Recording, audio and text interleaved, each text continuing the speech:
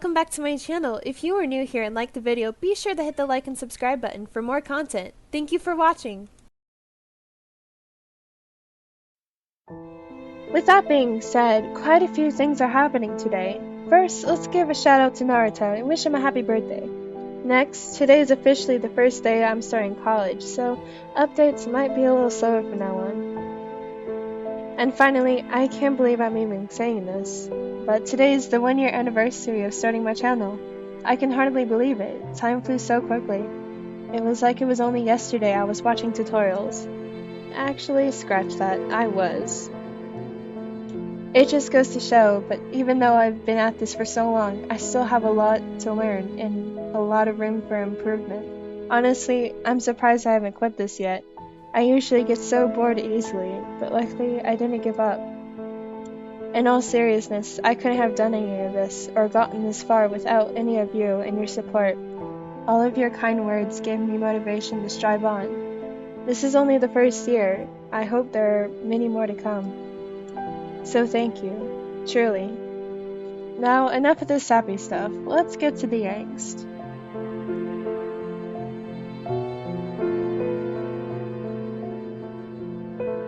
It was another cold winter day.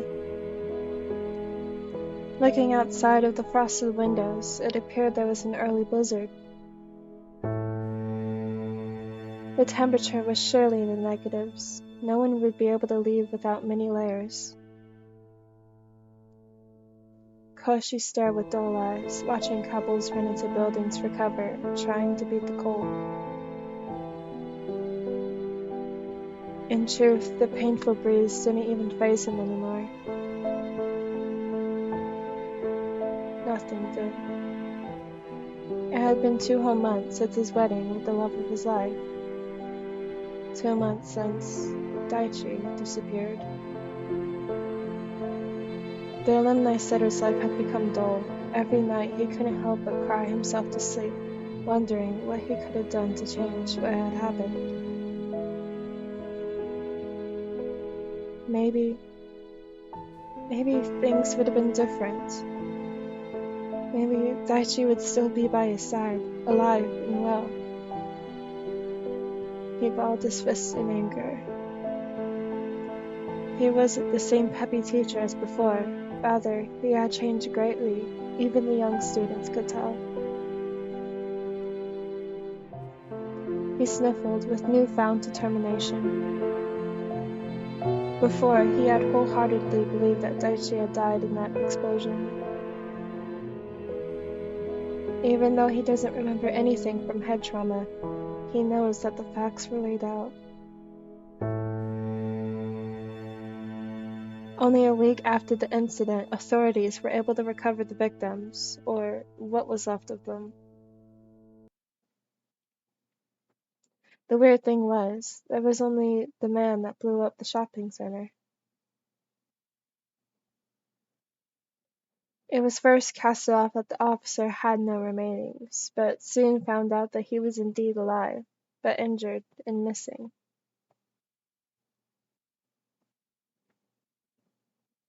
As time progressed, there was still no leads on where the brunette was, and Suga's anxiety and anxiousness only increased.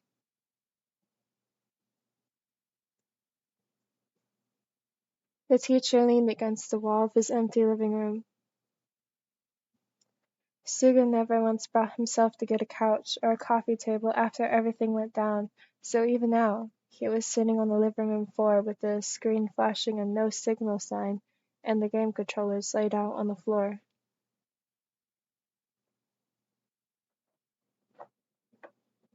He recalled the memories a day prior to the incident. It was the first official day after their marriage, and they were goofing off playing games, with Daichi miserably losing.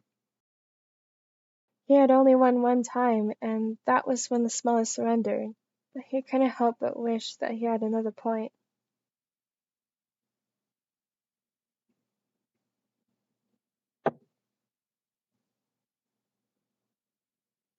He wished his husband had won against the man, but of course, his terrible luck prevailed and he lost.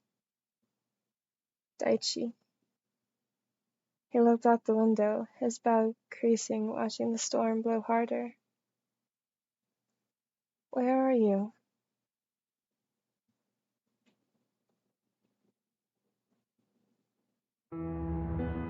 The officer hadn't worn much layers the day it all went down, so he hissed, feeling the strong breeze sting his bare skin. He sat down inside an abandoned building, readjusting his wounds. He cut a piece of his shirt with his pocket knife and took the used piece of cloth from his injured leg. The pain was almost excruciating. With the bitter cold, he couldn't even tell if his skin was getting inflamed from infection. He did the bare minimum. Before he officially became an officer, he was recommended to take a drill camp course, which of course he did. To this day, he had never been so thankful. He learned so much from that camp. It was hard, and he relied mainly on mental strength. The course was initially made to teach people what to do if they lost all sources and everything went to hell.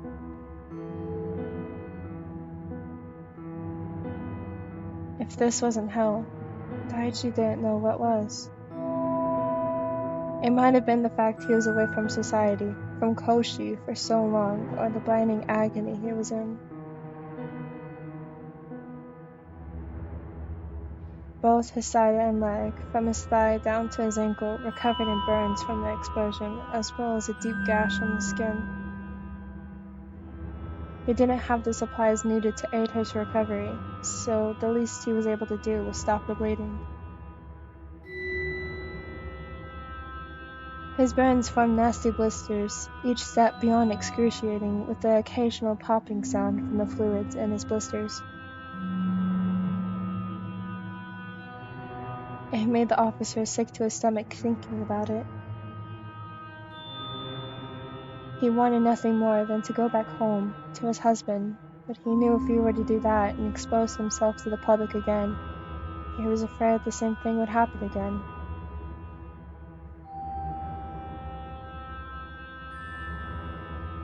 He had been an officer for a couple of years now, so of course he lost count of how many people he had arrested.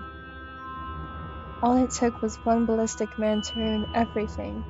The more time he spent thinking about it, the more he wondered, how many people wanted revenge on him? How many people were willing to harm him, to put Koshi in danger? He couldn't go back. He couldn't risk his lover's life like that. Not again. So no matter how much it hurts, no matter how much he knew he needed Koshi by his side and professional medical treatment, he knew that his pain was nothing compared to what it could be if the teacher were to get hurt or die because of him.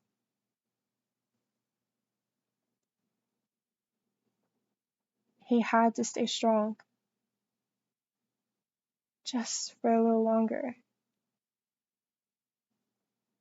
He would bear the gashes that would sometimes rip when he moved the wrong way. He would bear the tormenting feeling of burns on his skin. He would bear the frostbite that was forming on the tips of his fingers and open skin. He would even bear his own self-destructive mind. All to keep Koshi safe.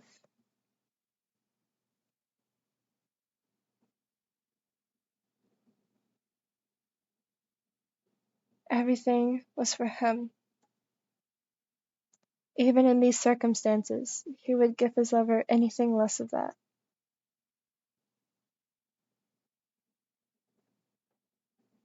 Daichi pulled his knees to his chest, trying to use his own body heat and maybe even the inflamed burns on his skin to get through the cold night alone. He closed his exhausted eyes, where he would turn to his dreams, his only escape to be with the love of his life.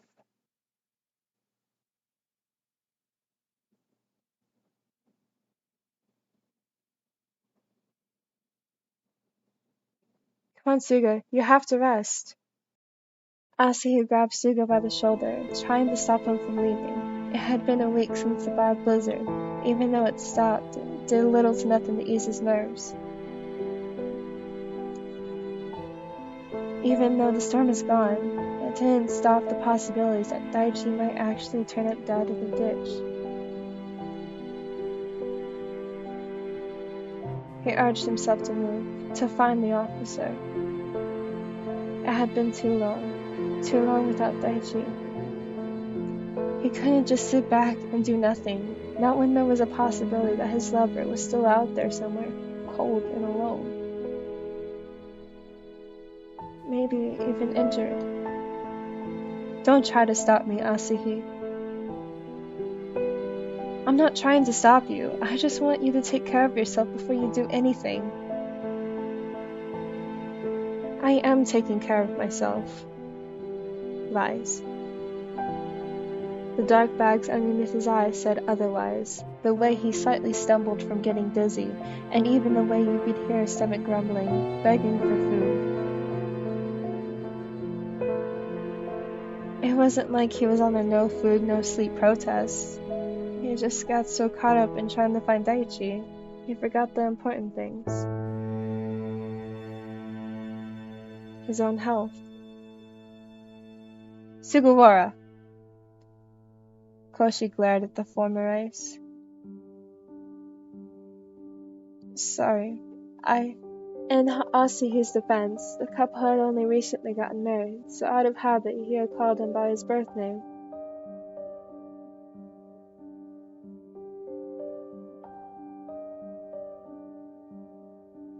Except they were never able to use it in front of others before it all went down. It's fine, Now it was the teacher that was at a loss of words. Had he just snapped at Asahi? The kindest and most gentle giant anyone could ever meet? Granted, it was with his eyes, but it was enough. He sighed, rubbing his sore head, avoiding the area with stitches from the explosion. He sat down to avoid the dizziness increasing.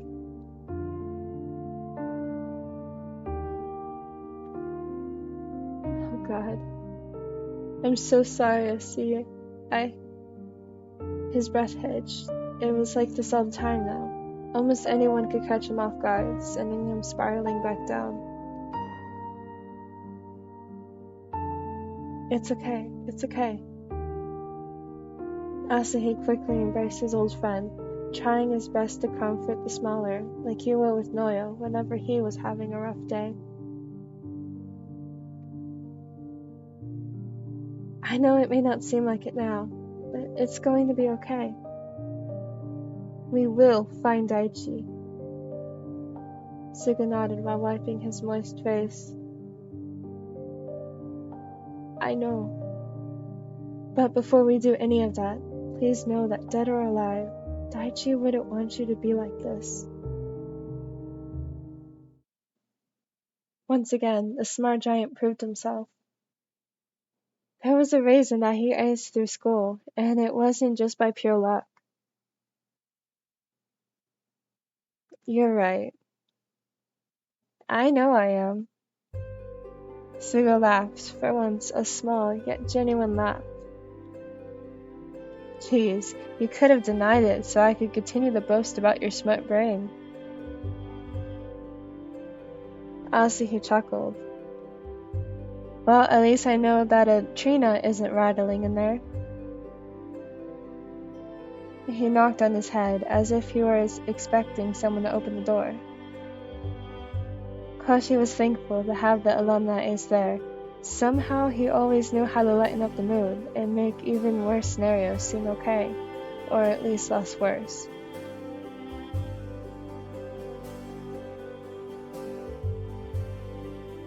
Sometimes he sits back and wonders how he got so lucky with his friends. Or exactly how someone as patient as Asahi ended up with Nishinoya, who was the complete opposite. At that same moment, Asahi's phone went off, meaning he was getting a call, and one look at the taller's face when it lit up told Suga that it was in fact Noya. You! Asahi's face lit up even more when he picked up the phone. Yep. Definitely golden retriever vibes. Sugawara silently giggled to himself. Okay. Oh, okay, I should be heading home soon. He hung up, turning his attention back to the curious white-haired teacher. You're leaving? The teller sighed. Yeah, I promised you that I would be home around this time. That's okay, I understand. You should get back home to your fiancé. Sugawara teasingly nudged the teller's shoulder. Oh, shush. But seriously, thank you for knocking some sense into me. Anytime. Asahi laughed, gathering his things before heading to the front door. And before you decide on anything, wait until I get here tomorrow. I promise that we will search for him. Just don't do anything without me, or you'll probably do something rash.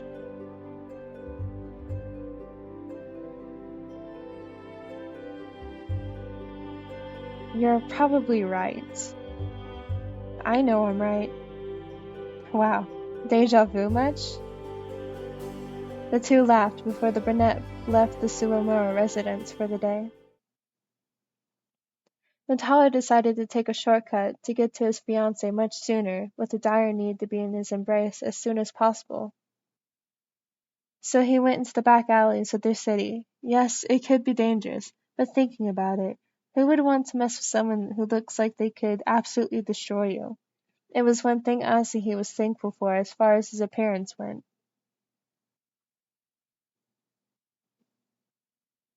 Because he knew if it came down to it, he wasn't much of a fighter, so he would be helpless in that aspect. He despised violence, and if he could help it, then he wouldn't use it.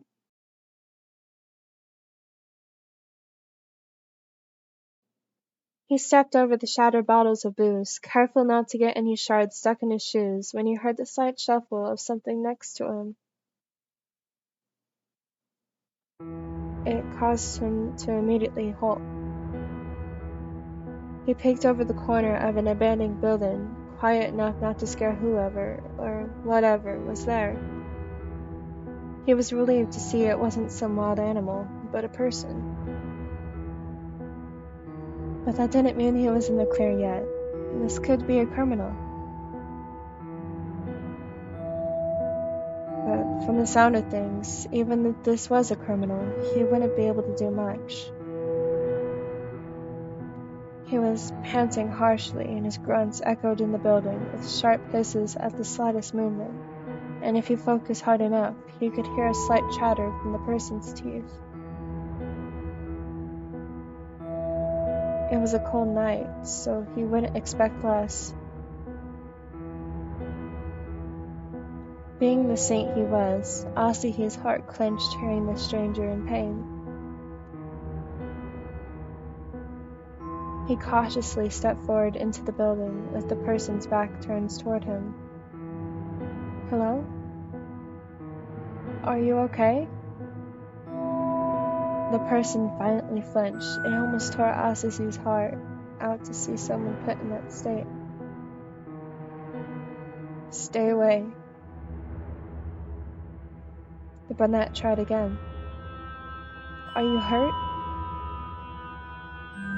I said. The person tried turning around to face Asahi, but was left in withering pain, feeling their wounds reopen. The giant was quick to get to the person's side, but immediately stopped, seeing who it was. He stared with wide, shocked eyes. They were practically popping out of his sockets. Daichi? With the amount of blood crusted over his face, and new cuts and scars, it was almost hard to tell who he was, but with their history, Asahi knew his friend. Oh God.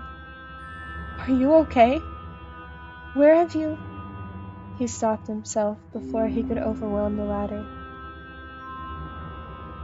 Damn it, Asahi, you need to get out of here. What? I'm not just going to leave you here. Listen to me. No. You listen to me. Asahi gasped, seeing the extent of Daichi's wounds. There was a puncture in his abdomen and thigh. It had stopped bleeding, but the crusted dry blood made him think the worst.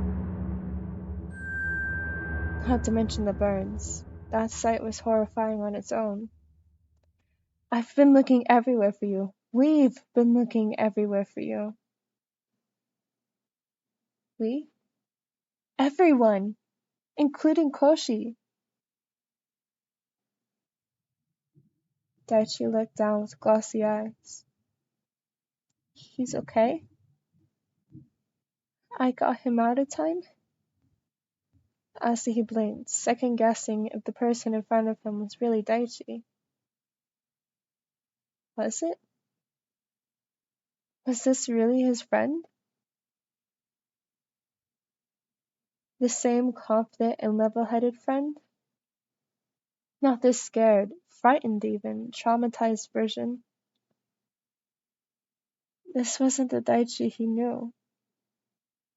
His confidence, strength, and bravery is what made him such a match to be an officer. Yeah, Koshi is fine. He left out the small detail of Suga's needed stitches and his current mental state. We all thought you were gone, but once we found out there was a chance you were alive, we haven't stopped searching for you. You should have cast me off as dead. Daichi's broken voice was mixed with the sobs. Just what had happened in the 2 months he was missing?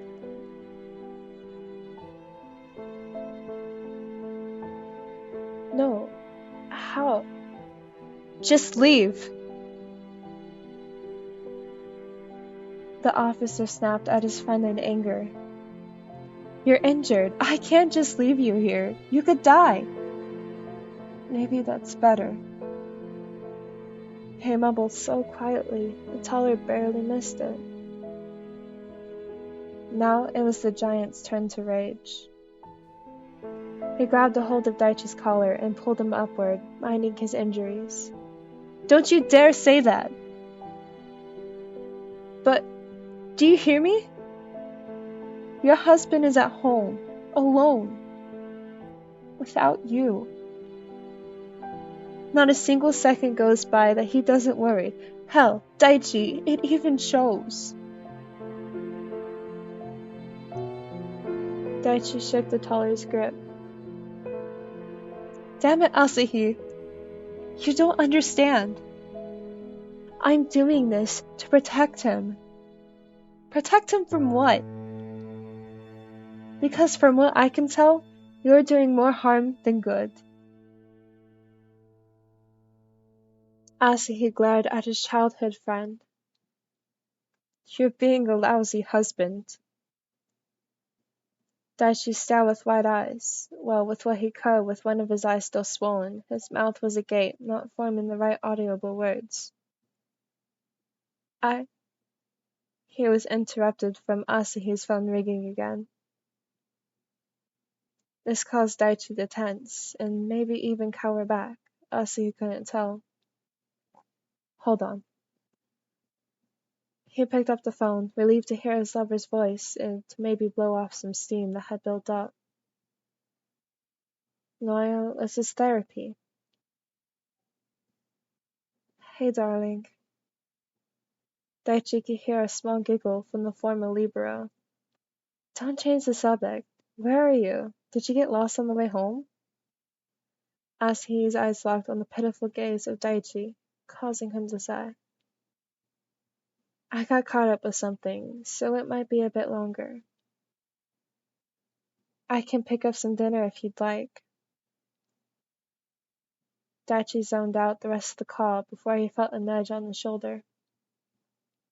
Hey, I can't help you if I don't know what's wrong. The shoulder grumbled before tucking his thin shirt up, revealing a nasty tissue damage done by the explosion, as well as a lousy bandage job on his side. It was enough to make him sick to his stomach and almost puke up the food he shared with Sugawara earlier. What? You need a doctor. It's fine. It's obviously not fine. This is... He glanced back at the wounds. How had he lived like this all alone with nothing to help him for the last 2 months? Dai, how in the hell are you still alive? It was a simple question, yet it sent him over the edge. He broke into more tears. He wanted nothing more than to go home, to reunite with his husband. And these last 2 months were far from easy. You should go home. Isn't Noya waiting for you? Listen, I understand you don't want to be found out yet. I'll support you as your friend. But as a human being, I can't leave you like this. He quickly removed his winter coat and covered Daichi, who was still shivering from the cold. There is a protein bar in the pocket. It isn't much, but I'll bring more tomorrow.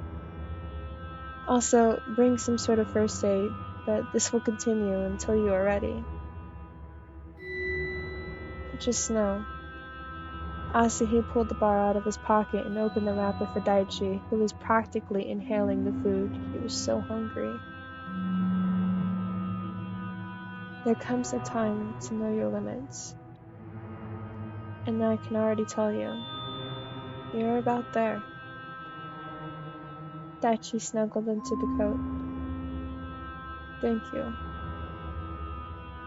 Of course, just helping a friend out. I'll be back tomorrow morning. Don't leave from here. Daichi nodded before Asahi got up and left, not forgetting to give his fiancée some dinner. Asahi crouched down, carefully lifting Daichi's pants leg up, examining the burn and the puncture wound in his thigh. The sight made him cringe, even more so when Daichi jumped up and yelped when Asahi poured some water to get the blood off his leg and applied medicine and new bandages.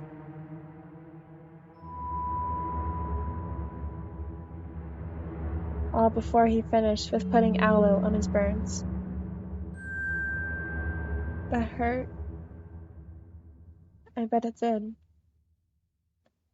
He didn't even mean to sound so blunt, but he could only imagine. He had been this way for over 2 months now, so he might have grown accustomed to the pain, with the exception of moving around.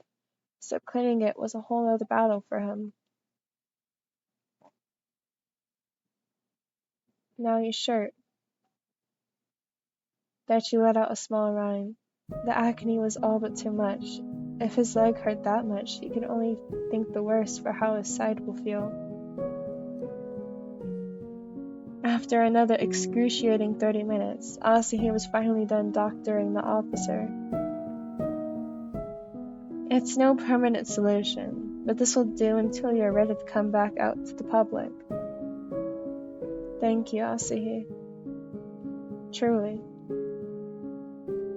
He said in between mouthfuls of food, meat buns to be specific from the corner store. Just the taste alone was enough to hit him like a brick with nostalgia. After every tough practice, he remembered how broke his wallet was after treating the team to meat buns. Yet, he didn't mind it, especially looking back under such circumstances. He was happy during such trying times because of something he did almost a decade ago.